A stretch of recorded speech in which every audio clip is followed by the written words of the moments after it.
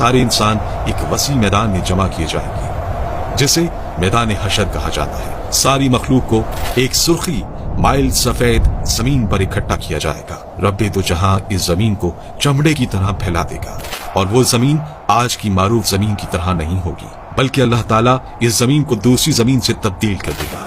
आसमान को भी इसी तरह तब्दील कर दिया जाएगा। ये मैदान इतना बड़ा होगा कि तमाम इंसानियत इसमें समा जाएगी।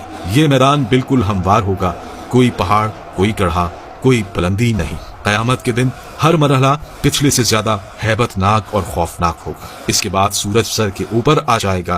अंदाजा लगाइए कि आज सूरज तकरीबन 4000 साल की दूरी पर है और हमारी तरफ इसकी पीठ है।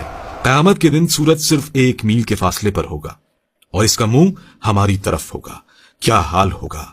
हमारे भेजे गर्मी की शिद्दत से खौल रहे होंगे और इतना पसीना बहेगा कि 70 गज जमीन में जज्ब हो जाएगा। फिर जो पसीना जमीन ना पी सकेगी वो ऊपर की तरफ आएगी। वो पसीना किसी के टखनों तक होगा तो किसी के घुटनों तक पहुंच जाएगा। कोई कमर तक इसमें गर्क होगा तो कोई सीने तक इसमें तैर रहा होगा। कुछ तो ऐसे भी होंगे कि उनके गले तक पहुंच चुका होगा और काफिर के तो मुंह तक चढ़कर लगाम की तरह इसे जकड़ लेगा, जिसमें वो डुबकियां खाएगा।